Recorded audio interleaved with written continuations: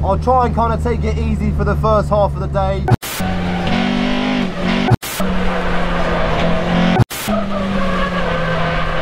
Something seems to have happened.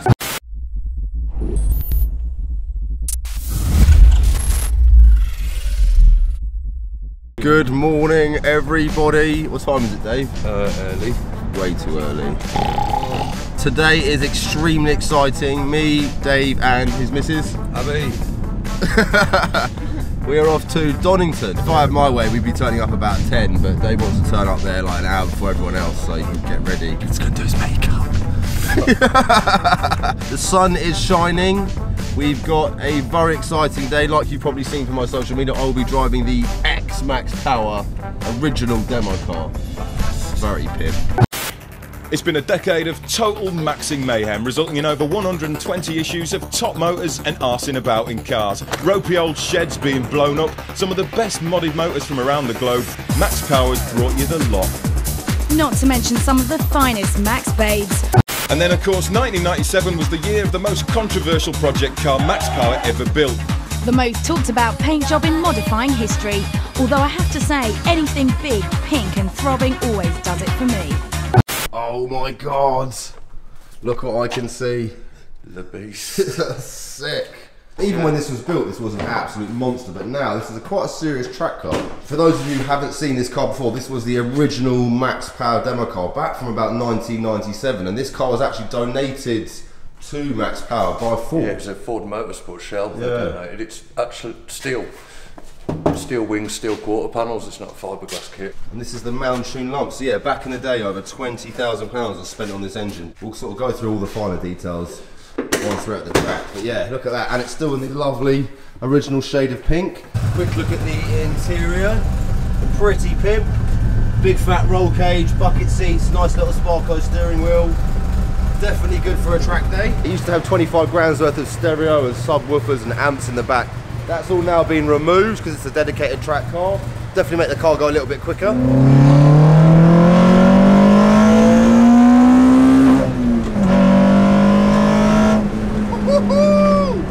She rips! So yeah, this engine revs to 9 grand.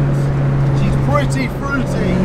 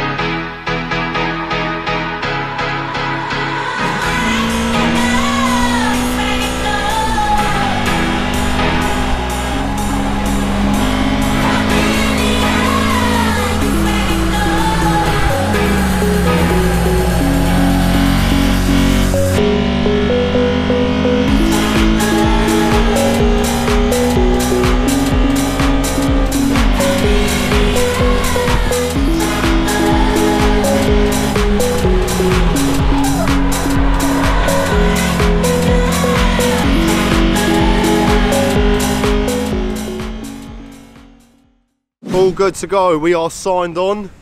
We've got some Max Power fans checking out the beast. You must be Max Power fans. Something like that. Here we are in the hot seats here, my first ever proper lap of Donington. What's my window doing? There we go. So yeah, I'm just going to try and get used to the track to start off with, and then yeah, hopefully once I get used to it I can start sort of upping the speed a little bit. But yeah, let's go and give it a go. Have you done your sighting laps yet? Nah, not yet. No. You want to quickly get on one? Hey? You want to quickly do one? Yeah, is that right? Yeah, right. Go back a bit, go around the outside. Yeah. Go straight down there, Right, I'm just going to go and do a cheeky little sighting lap.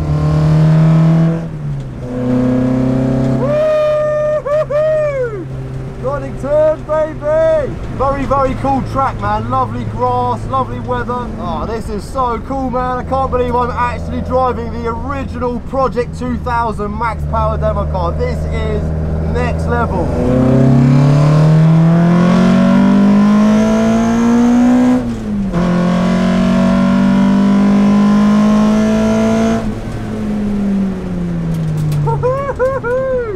Kind of gives me a little basic idea on the track, and then yeah, once we go out in about half an hour's time, I'll be able to put my foot down a bit more.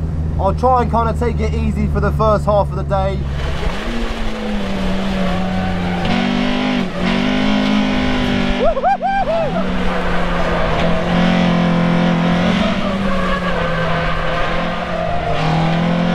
Get used to the track.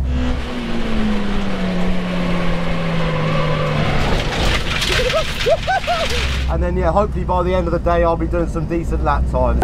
How was your sighting lap? Well, I've got a brand new turbo blanket on, haven't I? It's a bit smoky. Yeah, sitting there waiting for the sighting lap to start. Car filled with smoke like a hot box. Oh, look at that. 2J baby. Yeah, smoky. That's your new turbo blanket? Yeah, smoky, mate. Lovely setup, this man. Yeah, it's looking good now, isn't it? If that wasn't mad enough, we've got Disco Dave's mental E46 running a V10 from an M5. I've heard it's pretty quick. Yeah, it's quick, yeah. This is going to be my first ever proper lap. Let's do this. Oh, exciting!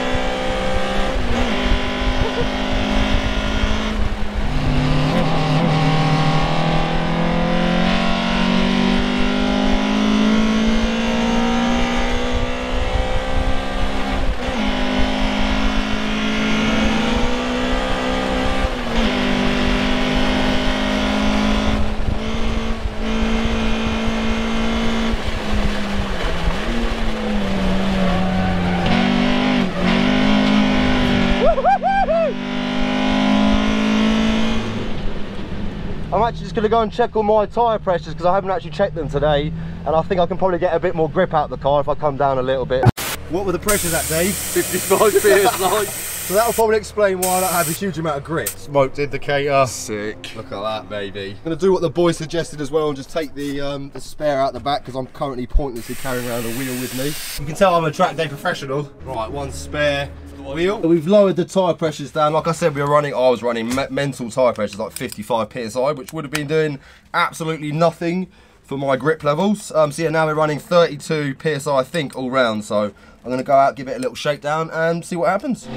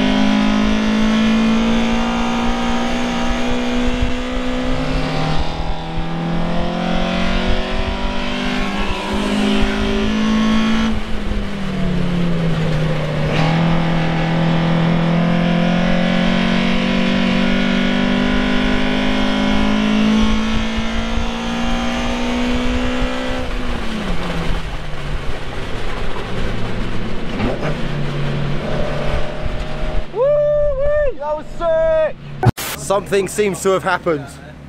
Monky has destroyed the tyre. Wait, what are you laughing at, you lot?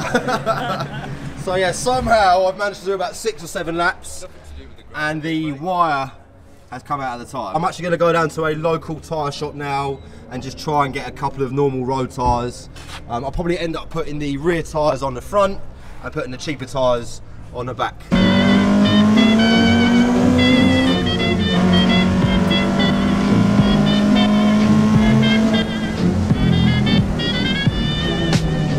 I'm flying high, but I got a feeling I'm falling for nobody else but you. I'm flying high, but I got a feeling I'm falling for nobody else but you. Back at the track, so we've got Avons or Coopers, which I think are the same as Avons on the back, so a bit of a sort of budgety tyre, but it's a tyre nonetheless. And then on the front we've swapped the Kumo semi-slicks. We've got a bit more grip on the front now, and then yeah, on the back it might be a little bit slippy. I'm going to go out now, try and bed the tyres in, get rid of some of that tyre grease, and yeah, fingers crossed it doesn't try and kill me. Right, all good. New tyres are on, I've done my tyre pressures. These tyres are a bit sort of, they're alright, they're not too bad on the back, but yeah, I've got a lot more grip at the front, so I'm going to take it easy for the first few laps.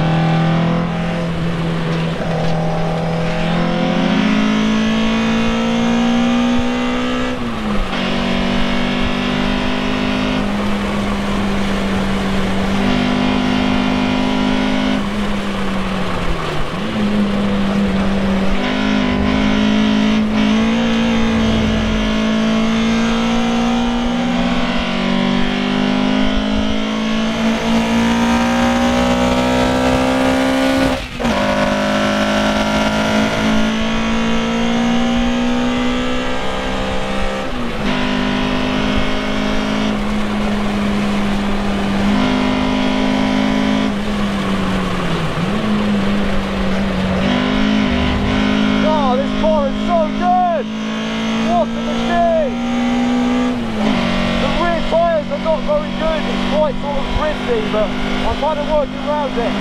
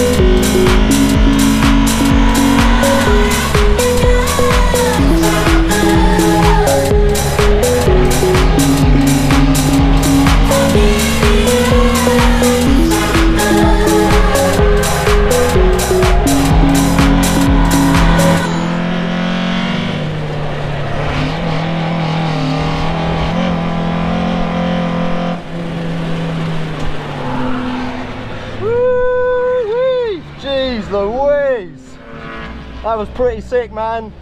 God, I better jump in and check my tyres, because I think I've done about 20 laps in a row there. What's happened? What on earth has happened? The tyre is literally in the same condition as the last one. We think that's down to... I'm gonna go with old tyres, hot weather, enthusiastic driving. That pretty much completes today's track day. I'm not going to lie, absolutely amazing experience. Beautiful weather. The car was absolutely sick. I really do enjoy grip driving. It's really, really rewarding. One thing I've kind of learned today is that you need to be less aggressive. With the drifting, I'm kind of very aggressive how I drive, but with track driving, it's kind of less is more. You've got to rein it back a bit and try and be smooth and consistent, and that actually increases your lap times. Little did I know that actually driving slower might actually make you quicker.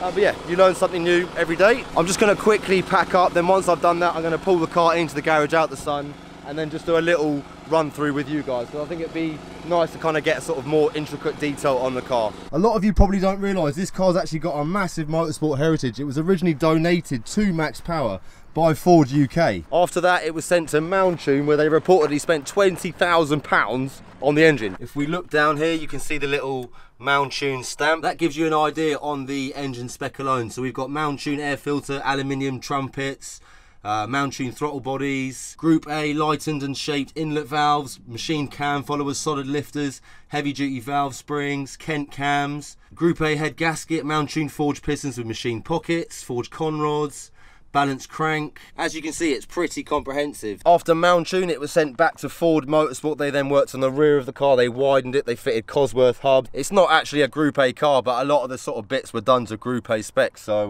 yeah, it's pretty goddamn mad. Inside, it's still got the original Project 2000 stickers. You're probably wondering why it was called Project 2000. Well, that's because it was designed for the year 2000. So it was like a sort of Project 2K kind of thing. At the back, we've got wider rear quarters, obviously to accommodate the wider rear beam. At the front, we've also got extender wings. You're probably thinking that doesn't actually look that mad compared to modern standards with all the sort of Rocket Bunny kits, but back in sort of 97, 98, this was a pretty sort of extreme car, especially painted in pink. Little look in the boot, excuse me bags, but yeah, we got a full weld-in, pretty decent roll cage, plumbed in fire extinguisher kit all around the car in the engine bay as well, and we've got a swirl pot down there. Double door bars keeping the driver and the passenger safe, and then we've got various oil pressure, water temp and oil temperature gauges down there. Lovely little suede sort of Alcantara Sparco steering wheel. Little horn button down here, and then you've got your fire extinguisher pull there. It's also got a working roof vent as well, which is pretty cool.